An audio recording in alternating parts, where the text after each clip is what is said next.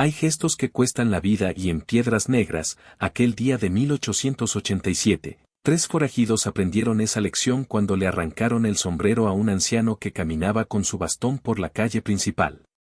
Lo que esos hombres no sabían era que bajo ese polvo y esas canas se escondía la leyenda más temida del territorio de Nuevo México. Durante 15 años aquel viejo había vivido en paz, criando caballos y olvidando el peso de sus colt.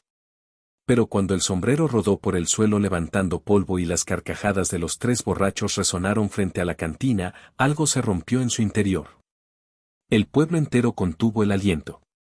Los comerciantes dejaron de barrer sus pórticos. Las mujeres se alejaron de las ventanas. Hasta los perros callaron. Porque todos en Piedras Negras conocían las historias.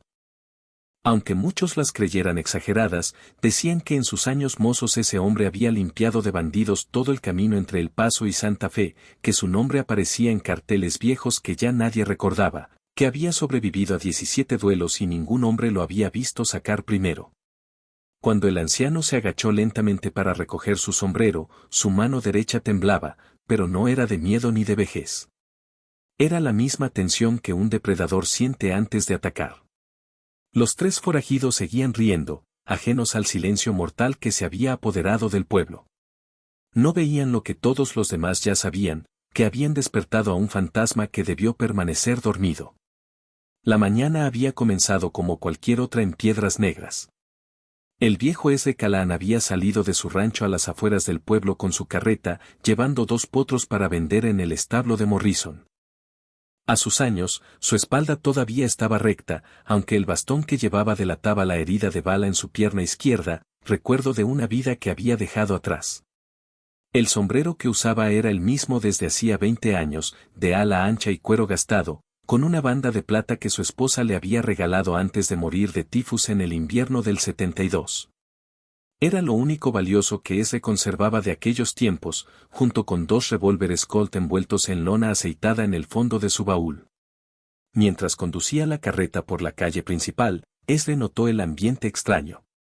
Frente a la cantina, el Coyote Plateado, había 3 caballos que no reconocía, animales fuertes, bien alimentados, con monturas caras, el tipo de caballos que usaban los hombres que vivían fuera de la ley. Sus instintos, dormidos durante tantos años, comenzaron a despertar. Los 3 hombres estaban sentados en el porche de la cantina, botellas de whisky en mano a plena luz del día. El más grande, un tipo de hombros anchos con cicatriz en la mejilla, tenía la mirada vidriosa del borracho. Los otros 2, más jóvenes, reían de algo que el primero había dicho. Todos llevaban 2 pistolas al cinto y el más joven tenía una escopeta recortada colgando del hombro. Ese decidió ignorarlos.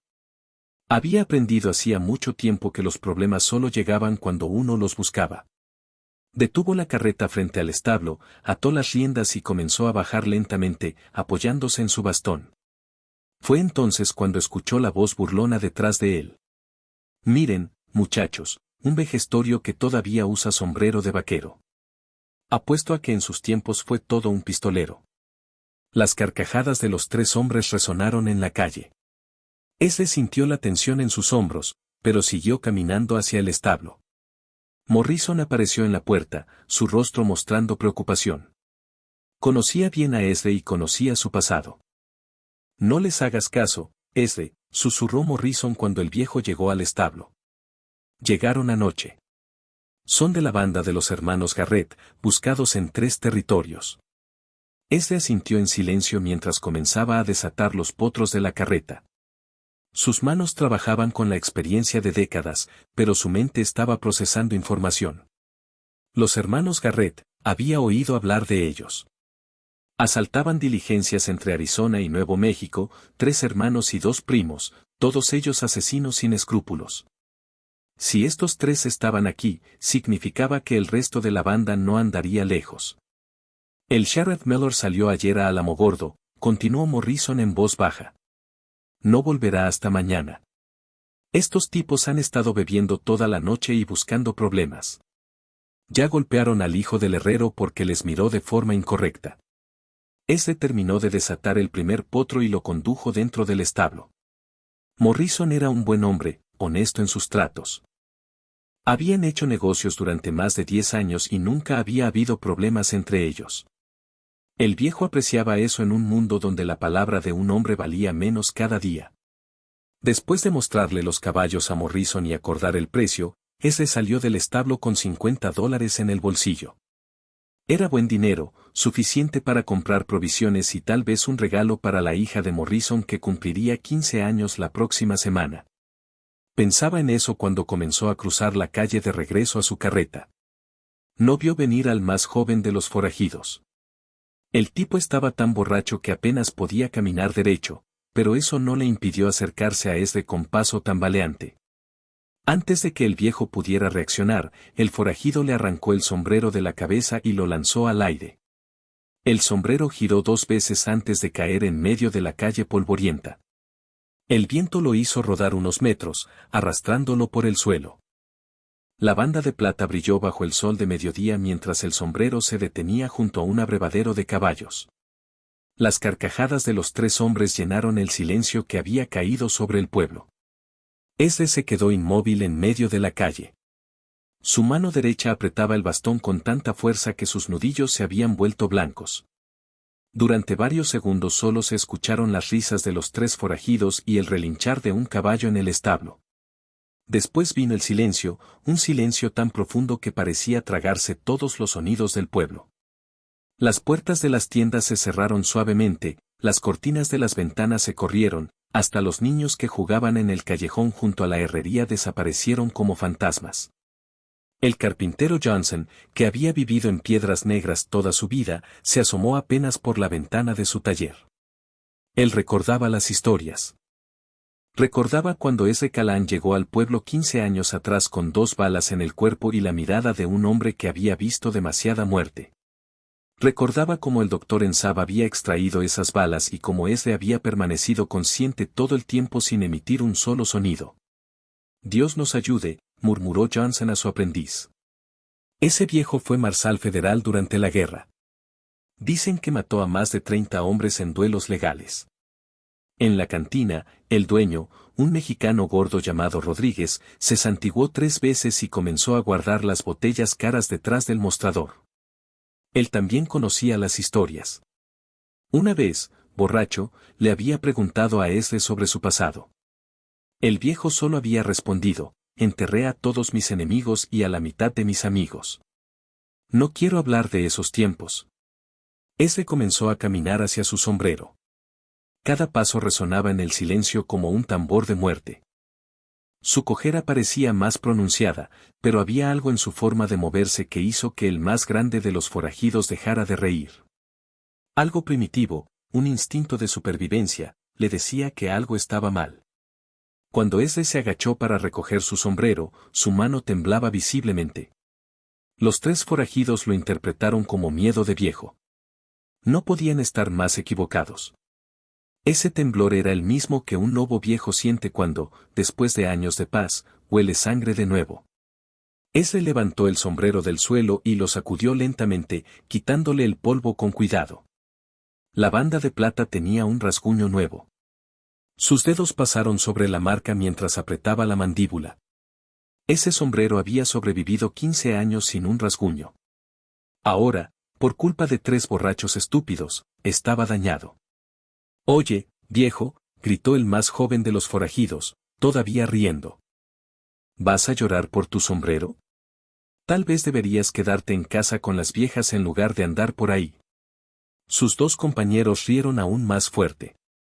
El más grande se levantó del porche de la cantina y comenzó a caminar hacia Esdre. Era un hombre enorme, debía pesar más de 200 libras, con brazos como troncos de árbol. Tenía una cicatriz que le atravesaba la mejilla izquierda, probablemente de un cuchillo. «Mi hermano te está hablando, anciano», dijo con voz pastosa por el alcohol. «¿Eres sordo además de viejo?». Esdre se colocó el sombrero en la cabeza con cuidado, ajustándolo como había hecho miles de veces en su vida. Después levantó la vista y miró directamente a los ojos del hombre grande. No había miedo en esa mirada, no había ira, solo había una frialdad absoluta, como mirar el fondo de un pozo sin agua. El forajido dio un paso atrás involuntariamente. Por un momento, a través de la bruma del alcohol, vio algo en esos ojos grises que le heló la sangre. Había visto muerte antes. Había matado a 6 hombres en su vida. Pero nunca había visto una mirada así. Era la mirada de alguien que había matado tantas veces que ya no significaba nada para él. Pide disculpas, dijo ese. Su voz era baja, casi un susurro, pero cada palabra cortaba el aire como un cuchillo. Recoge mi sombrero, pide disculpas y lárgate de este pueblo antes del anochecer. Durante 3 segundos nadie se movió. El viento arrastraba polvo por la calle. Un caballo relinchó nervioso junto al abrevadero. Después el hombre grande comenzó a reír. Era una risa forzada, nerviosa, pero sus 2 compañeros se unieron rápidamente. ¿Qué, viejo? ¿Nos vas a golpear con tu bastón? Ese no respondió inmediatamente. Sus ojos se movieron lentamente de un forajido a otro, evaluándolos. El grande era fuerte, pero lento. Probablemente confiaba demasiado en su tamaño. El joven que había tirado el sombrero estaba borracho, sus reflejos estarían comprometidos. El tercero, que había permanecido callado en el porche, era el peligroso. Estaba menos ebrio que los otros y su mano descansaba cerca de su pistola. Les daré una oportunidad más, dijo ese, su voz aún calmada. Monten sus caballos y váyanse. Olviden que este pueblo existe. El hombre grande escupió en el suelo a pocos centímetros de las botas de ese. ¿Sabes quiénes somos, viejo tonto? Somos los hermanos Garrett. En 3 territorios hay carteles con nuestras caras. Hemos matado marshals, rangers y cualquier idiota que se nos haya puesto enfrente. ¿Y tú crees que nos vas a asustar con tu bastón y tu sombrero viejo? Fue entonces cuando Morrison salió del establo. Su cara estaba pálida y tenía las manos levantadas en señal de paz. Por favor, señores, no queremos problemas. El viejo ese no tiene nada de valor. Déjenlo en paz y les invitaré una ronda en la cantina. Regresa adentro, Morrison, dijo ese sin apartar la mirada de los 3 hombres. Esto no es tu problema. Ese, por favor, suplicó Morrison. Piensa en... He dicho que regreses adentro. El tono de ese no admitía discusión. Morrison tragó saliva, miró una última vez a los 3 forajidos y retrocedió hacia el establo. Conocía ese tono. Lo había escuchado una sola vez antes, 5 años atrás, cuando un cuatrero borracho había intentado robar caballos del rancho de ese. El cuatrero había terminado colgado de un árbol en las afueras del pueblo y nadie había hecho preguntas. El hermano que había permanecido callado en el porche finalmente habló. Su voz era diferente a la de sus hermanos, más controlada, más peligrosa. Creo que este viejo no entiende su situación. Estamos siendo amables dejándolo vivir después de su insolencia. Se bajó del porche con movimientos fluidos, como un gato. Era más joven que los otros 2, tal vez 25 años, y había algo en su forma de moverse que gritaba experiencia. Me llamo Cole Garrett, dijo el joven con una sonrisa fría. Tal vez hayas oído hablar de mí. Maté a 3 Rangers de Texas en un solo día. Mi hermano Tamaki, señaló al hombre grande, mató a un marsal en Tucson el mes pasado. Y nuestro hermano pequeño Jimmy, apuntó al más joven, acaba de cumplir 18 y ya tiene 5 muertes en su haber. Cole se detuvo a 3 metros de este, justo fuera del alcance del bastón. Era más listo que sus hermanos. Así que verás, anciano, no estamos acostumbrados a que la gente nos dé órdenes. De hecho, me ofende que un viejo inútil como tú piense que puede hablarnos de esa manera. Este permaneció inmóvil. Solo sus ojos se movían, rastreando cada pequeño movimiento de los 3 hombres. Estaba calculando distancias, ángulos, velocidades. Era un proceso automático, algo que había hecho tantas veces que ya no requería pensamiento consciente. Voy a darte una opción, viejo, continuó Cole. Puedes arrodillarte aquí en medio de la calle, besarle las botas a cada uno de nosotros y tal vez te dejemos vivir. O puedes seguir con tu actitud y terminar en el cementerio hoy mismo. ¿Qué eliges? El silencio que siguió parecía pesar toneladas. En las ventanas de las casas cercanas, rostros pálidos observaban la escena. La señora Martínez, que dirigía la pensión, tenía las manos juntas en oración. El reverendo Thompson había salido de la iglesia y observaba desde la distancia, su Biblia apretada contra el pecho. Este miró hacia el cielo por un momento. Era un día hermoso, sin una sola nube. El tipo de día en que su esposa habría insistido en hacer un picnic junto al río. El tipo de día en que uno podía olvidar que el mundo estaba lleno de violencia y muerte. Después bajó la mirada y la fijó en Cole Garrett.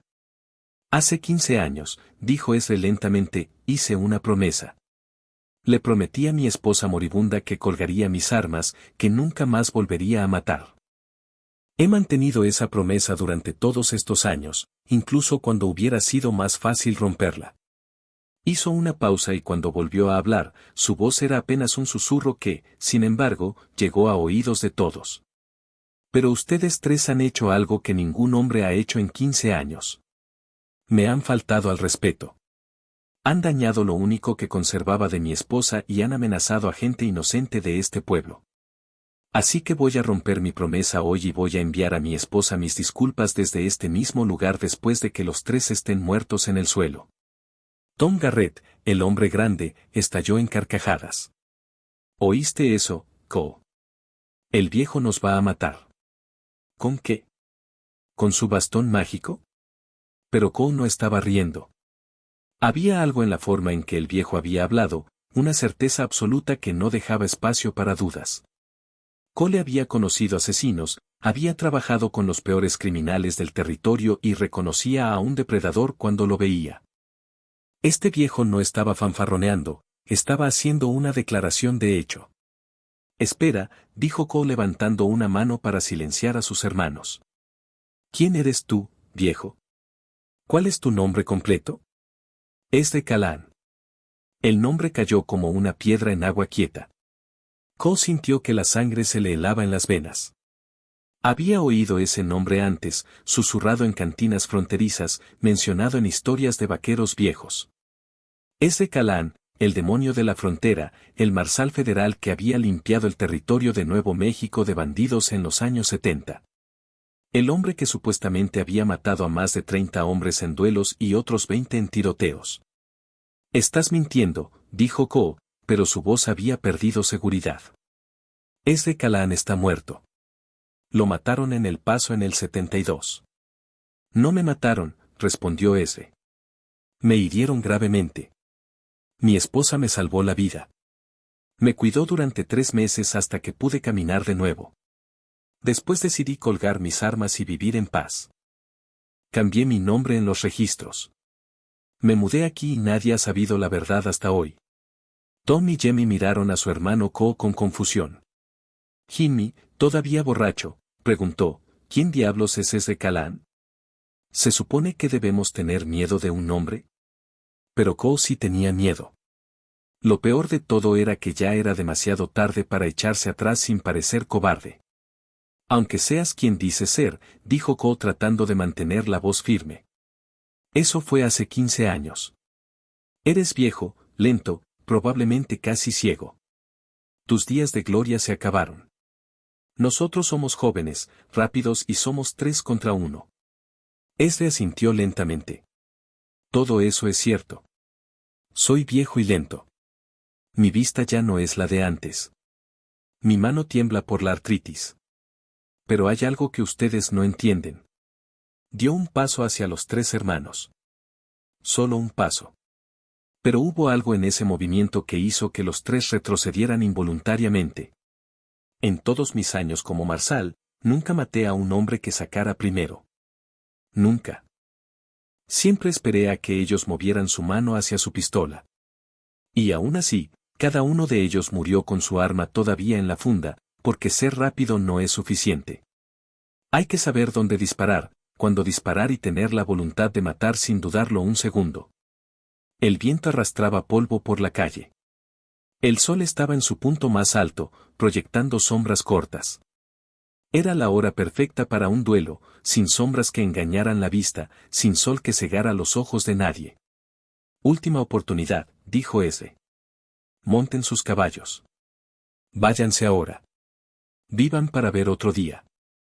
Jamie, el más joven, escupió en el suelo. El alcohol le había dado un valor falso. Vete al diablo, viejo.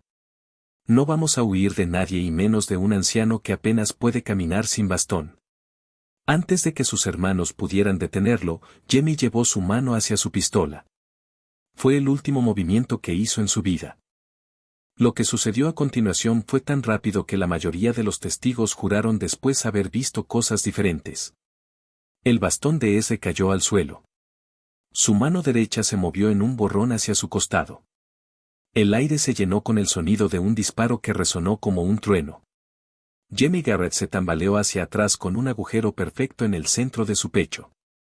Su pistola apenas había salido de la funda. Cayó de rodillas, miró el agujero en su pecho con sorpresa y después se desplomó boca abajo en el polvo. Durante 3 segundos nadie se movió. Tom y Cole miraban el cuerpo de su hermano menor, incapaces de procesar lo que acababa de suceder. Después, sus ojos se movieron hacia ese, y lo que vieron les quitó cualquier resto de valor que pudieran tener. El viejo sostenía un Colt .45 en su mano derecha. El arma parecía parte de él, una extensión natural de su brazo. Pero lo que realmente aterrorizó a los dos hermanos fue su mirada.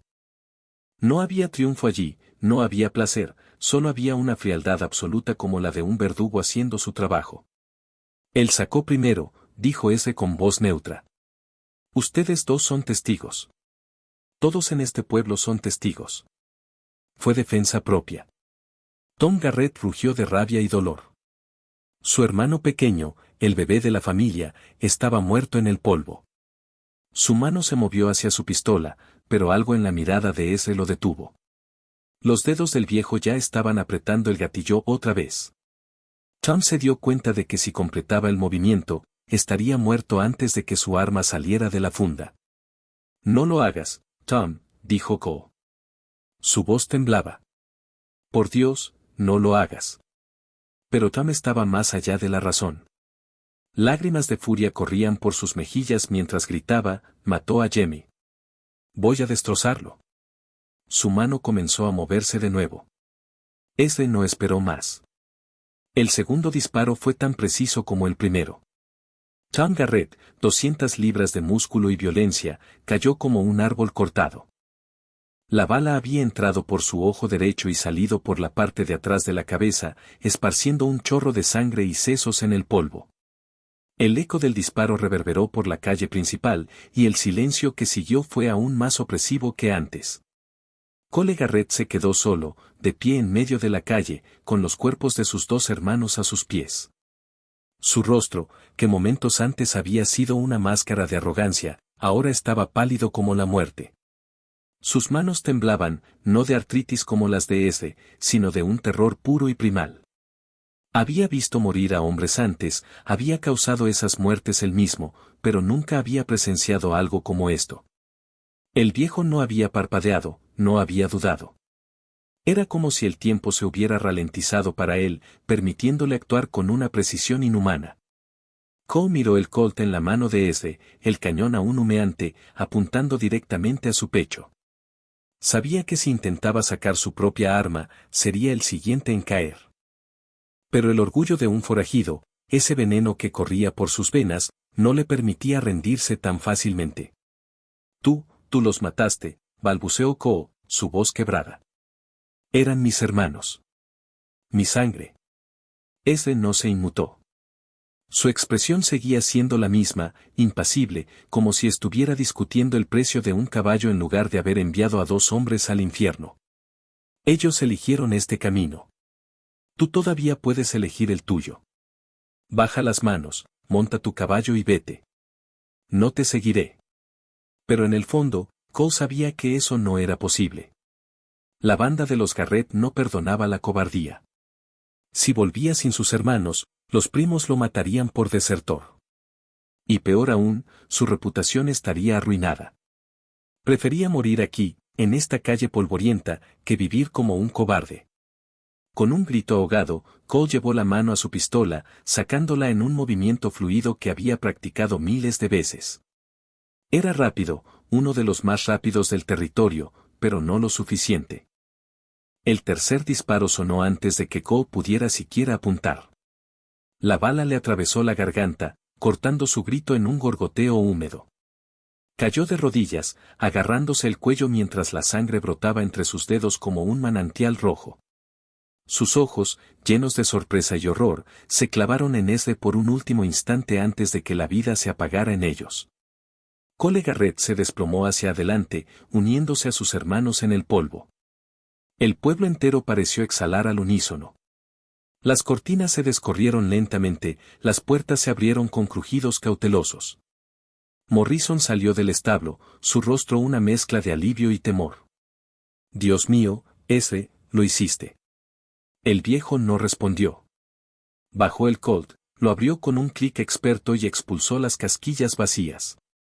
El metal caliente cayó al suelo, rodando por el polvo como monedas olvidadas. Recargó el arma con balas de su bolsillo, movimientos precisos y mecánicos, como si estuviera realizando una tarea cotidiana. Solo entonces levantó la vista y miró alrededor. Los habitantes de Piedras Negras lo observaban desde sus refugios, con expresiones que iban desde la admiración hasta el miedo. Nadie se atrevía a acercarse aún. Ezra se agachó para recoger su bastón, gruñendo por el dolor en su pierna herida. Se apoyó en él y cojeó hacia su carreta. Pero antes de subir, se detuvo y miró los tres cuerpos. «Que alguien llame al enterrador», dijo en voz alta, para que todos oyeran. «Y avisen al sheriff cuando regrese». Fue defensa propia. Nadie discutió. El reverendo Thompson se acercó con pasos tentativos, su Biblia aún apretada. «Ezra, o Calán, como sea que te llames ahora. ¿Qué has desatado?» «Esos eran los Garrett. Tienen más hombres. Vendrán por venganza». Ezra montó la carreta con esfuerzo, ajustando su sombrero rayado. «Lo sé. Y estaré listo». Chascó las riendas y la carreta se puso en movimiento, dejando atrás los cuerpos y el pueblo en silencio. Pero en su mente, las palabras del reverendo resonaban. Los Garrett no eran solo tres. Había dos primos más, y quizás reclutas. Vendrían, y cuando lo hicieran, Piedras Negras se convertiría en un campo de batalla. El sol se ponía cuando Ezra llegó a su rancho, una modesta cabaña de adobe rodeada de corrales para caballos. El aire olía a tierra seca y estiércol, un olor que le había dado paz durante años. Pero hoy, esa paz se había roto. Entró en la cabaña, encendió una lámpara de queroseno y se dirigió al baúl en la esquina. Lo abrió con llave, apartando la lona aceitada. Allí estaban sus dos Colt, gemelos perfectos, con culatas de marfil tallado. Los sacó, los limpió con un trapo, comprobando cada mecanismo. No había usado el segundo en el duelo, pero sabía que lo necesitaría pronto. Mientras cargaba las armas, sus pensamientos volaron al pasado. Recordó su juventud como marsal, cabalgando por el desierto con una estrella en el pecho. Los duelos en calles como la de hoy, los tiroteos en cañones rocosos. Había sido invencible, o eso creía. Hasta aquella emboscada en el paso, donde una bala le destrozó la pierna y otra le rozó el corazón. Su esposa, Clara, lo había arrastrado a salvo, vendado sus heridas con sus propias manos temblorosas. «Prométeme que dejarás esto, Ezra», le había dicho mientras deliraba de fiebre. «No quiero enterrarte antes de tiempo». Él prometió, y cumplió. Hasta hoy. Un ruido fuera lo sacó de sus recuerdos. Agarró un Colt y se acercó a la ventana. En la oscuridad, vio sombras moviéndose cerca del corral. No eran animales. Eran hombres. «Ya vinieron», murmuró. Apagó la lámpara y se posicionó junto a la puerta, el corazón latiéndole con una calma fría. La puerta se abrió de golpe con una patada, y dos figuras entraron, siluetas contra la luna. «Viejo bastardo. Mataste a mis primos», gruñó uno de ellos, levantando un rifle. Ezra disparó 2 veces, sin palabras, sin advertencias. El primer hombre cayó con un balazo en el pecho, el segundo en la cabeza. Pero fuera, se oían más caballos, más voces. La banda completa había llegado, atraída por el rumor o por un mensajero del pueblo. Eran 5 más, armados hasta los dientes, rodeando la cabaña. Sal, Callahan. O quemamos esto con todo y tú dentro, gritó el líder, un primo mayor llamado Hank Garrett, con una recompensa de $1000 por su cabeza. Ese sonrió en la oscuridad. Su pierna dolía, su mano temblaba, pero el fuego de antaño ardía en su pecho. Salió por la puerta trasera, sigiloso como un coyote, y se escabulló hacia el corral. Liberó a los caballos para crear confusión, y en el caos, disparó desde las sombras. Uno cayó del caballo con un grito, otro se desplomó al suelo. Los Garrett respondieron con una lluvia de balas, astillando la madera de la cabaña. Ese rodó por el polvo, su cojera un lastre, pero su puntería infalible. Mató a otro en el acto, hirió a un cuarto. Hank, furioso, cargó hacia el caballo, disparando salvajemente. Ese esperó el momento perfecto, ignorando una bala que le rozó el hombro. Disparó una vez, y Hank cayó muerto, su caballo galopando solo en la noche. El último Garrett, aterrorizado, intentó huir. Pero ese lo alcanzó con un tiro en la espalda. El silencio volvió al rancho, roto solo por el relincho de los caballos dispersos. Ese se sentó en el porche, sangrando, pero vivo. Al amanecer, el sheriff Miller llegó con un posse del pueblo. Encontraron los cuerpos, escucharon la historia. Callahan, pensé que estabas muerto, dijo Miller, sacudiendo la cabeza. El territorio te debe una. Pero ahora, todos sabrán que estás vivo. Más vendrán. Ese se levantó, ignorando el dolor. Entonces que vengan. Estoy listo para enterrar más fantasmas. Y así, el viejo pistolero, que había buscado paz, encontró en cambio una guerra eterna. Pero en Piedras Negras, desde ese día, nadie volvió a tocar el sombrero de un extraño sin pensarlo 2 veces. Porque algunos gestos cuestan la vida, y algunos hombres son leyendas que nunca mueren. El rumor se extendió como pólvora por el territorio. De cantina en cantina, de diligencia en diligencia, la historia de cómo un viejo había acabado con la banda de los Garrett en una sola tarde y noche. Algunos la exageraban, diciendo que ese había matado a 10 hombres con una sola bala. Otros, más cercanos a la verdad, hablaban de su mirada fría, de cómo el tiempo parecía detenerse cuando sacaba su Colt. Pero todos coincidían en una cosa, el demonio de la frontera había regresado. En las semanas siguientes, Piedras Negras cambió. Los habitantes caminaban con la cabeza alta, orgullosos de tener a Callahan entre ellos, pero también temerosos. Sabían que la fama atraía problemas. Y no se equivocaban. Una noche, bajo una luna llena que iluminaba el desierto como un farol plateado, un grupo de bandidos mexicanos cruzó la frontera. Eran liderados por el Lobo, un asesino notorio con cicatrices de látigo en la espalda y una sed de sangre legendaria. Habían oído de la recompensa que algunos ponían por la cabeza de Callahan y venían a cobrarla. Ese lo supo antes de que llegaran. Sus instintos, afilados por años de supervivencia, le advirtieron. Se preparó en su rancho, fortificando las ventanas con sacos de arena, cargando rifles y escopetas que había guardado. Cuando los bandidos atacaron al alba, fue una masacre. El Lobo y sus 10 hombres cayeron uno por uno, abatidos por disparos precisos desde la oscuridad. Ese perdió un dedo en el tiroteo, pero no su vida. El Lobo, herido de muerte, se arrastró hasta el porche y miró a ese con ojos vidriosos. ¿Quién eres tú, diablo? Ese lo miró sin piedad. Solo un viejo con un sombrero. Y apretó el gatillo. La noticia llegó hasta Santa Fe, donde el gobernador ofreció a ese su antiguo puesto de marsal. El territorio te necesita, decía la carta. Pero ese la quemó. No quería estrellas ni títulos. Solo paz. Sin embargo, la paz era un lujo que ya no le pertenecía. Meses después, un duelista joven de Texas, ansioso por fama, llegó al pueblo. Se llamaba Billy Ray, y juraba ser el más rápido al sur del Río Grande. Desafió a ese en la calle principal, ante testigos. Saca, viejo, y muere con honor. Ese suspiró, pero aceptó. El duelo fue breve. Billy sacó primero, pero falló por nervios. Esdre no falló.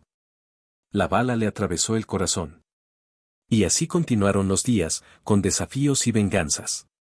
Esdre envejecía, su cojera empeoraba, pero su leyenda crecía. En las noches, junto al fuego, recordaba a Clara, pidiendo perdón por romper la promesa. Pero tenía que hacerlo, susurraba al viento. Un día, un forastero llegó, no con pistola, sino con un secreto. Era el hijo de un viejo enemigo, pero en lugar de venganza, traía una carta. Mi padre te odió, pero al final te respetó. Dijo que eras el mejor. Esdre leyó la carta y sonrió por primera vez en años. Tal vez, en medio de la sangre, había honor. Pero el desierto no perdonaba. Una tormenta de arena trajo a los últimos cazadores, un grupo de exconfederados con rencor de la guerra. Atacaron el rancho al atardecer. Esdre luchó como un león, matando a 7 antes de que una bala le perforara el pulmón. Cayó de rodillas, tosiendo sangre, pero con el colt aún en mano. El líder se acercó, riendo. Al fin, Calán muere. Pero Esdre levantó el arma una última vez. El disparo final resonó, y el líder cayó muerto. Los sobrevivientes huyeron. Esdre se arrastró hasta su cama, sabiendo que era el fin. Al amanecer, Morrison lo encontró, aún vivo pero débil. Viejo amigo, lo lograste. Esdre miró al cielo. Dile al pueblo, que el sombrero fue lo que importó. Y cerró los ojos. Piedras Negras lo enterró con honores, su sombrero sobre la tumba. Pero las historias continuaron, y algunos juran que en noches de luna, un fantasma con bastón camina a la calle, silenciando al mundo con un gesto.